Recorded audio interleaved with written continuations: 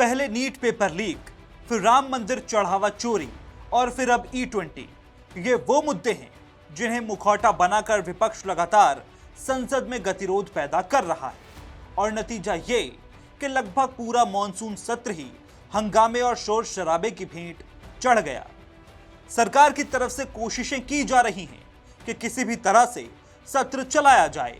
तभी तो संसदीय कार्य मंत्री किरेन रिजिजू ने नेता प्रतिपक्ष राहुल गांधी और प्रियंका गांधी से बातचीत की, मगर वो भी बेनतीजा ही रही।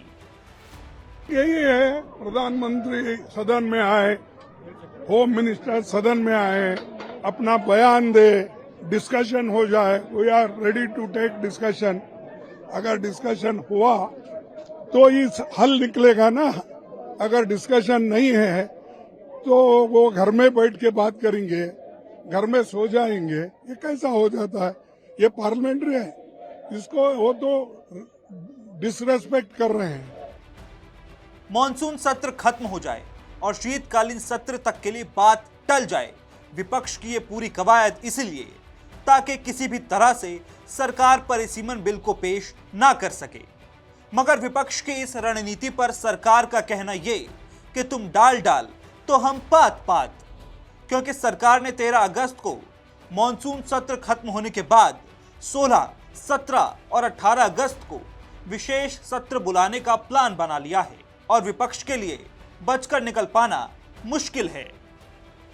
नहीं, डिलिमिटेशन के हम लोग खिलाफ हैं। हम लोग नहीं चाहते कि डिलिमिटेशन। क्या करेंगे आप डिलिमिटेशन करके? 850 की संख्या अगर कर देंगे, क्या स्थिति होगी संसद की? एक्सपेंडिचर बढ़ने के साथ साथ कहीं ना कहीं अभी सबको मौका नहीं मिल पाता है सदन में अपनी बात रखने का, तो फिर 850 में आप क्या करेंगे?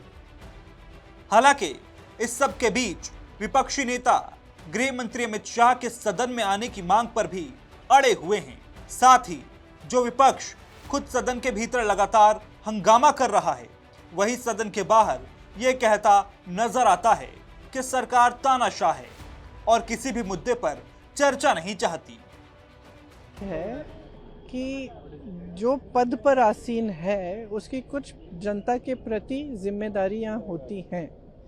ये लोकतंत्र है, ये तानाशाही नहीं है, ये किसी का राज दरबार नहीं है।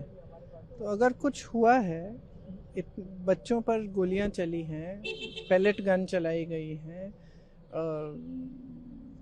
क्या नाम है वो, टीयर गैसिंग हुई है, लाठी चार्ज हुआ है, तो किसी की जिम्मेदारी है ना, किसी ने तो ऑर्डर दिया होगा।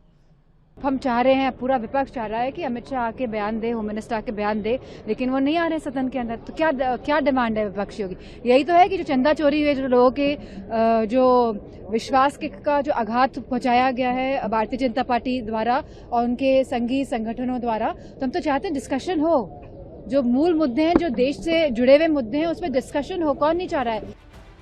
पर्दे के पीछे की कहानी विपक्षी नेता भी खूब बेहतर ढंग से जानते हैं, मगर मन की बात खुलकर कह पाना भी मुश्किल हो रहा है। तभी तो सत्ता पक्ष की तरफ से भी इस बात का आरोप मढ़ दिया जाता है कि विपक्ष जो कुछ कर रहा है वो दुर्भाग्यपूर्ण है। इसके बारे में इतना ही कहा जा सकता है, बहुत दुर्भाग्यपूर्ण है ये रवैया जो है विपक्ष का। उनको सिर्फ तख्तियां लेकर, बोर्ड लेकर संसद में आते हैं, शोर मचाते हैं, वेल में उतर आते हैं, लेकिन चर्चा नहीं करना चाहते, बात नहीं करना चाहते बस वो, which is really bad. And ये उनका एटीट्यूड जो है वो ना उनके लिए ठीक है ना देश के लिए ठीक है। बहरहाल परिसीमन बिल अगर अस्तित्व में आ जाता है तो लोकसभा सीटों की संख्या 543 से बढ़कर लगभग 850 हो जाएगी। हालांकि इसके लिए सरकार को 2/3 के बहुमत वाले आंकड़े की जरूरत पड़ेगी।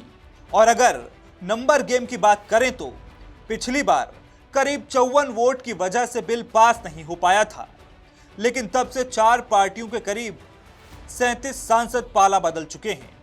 वहीं टीएमसी, शिवसेना, उद्धव गुट में हुई बगावत और डीएमके एनसीपी के समर्थन मिलने के संकेतों ने सरकार को मजबूत स्थिति में खड़ा कर दिया है।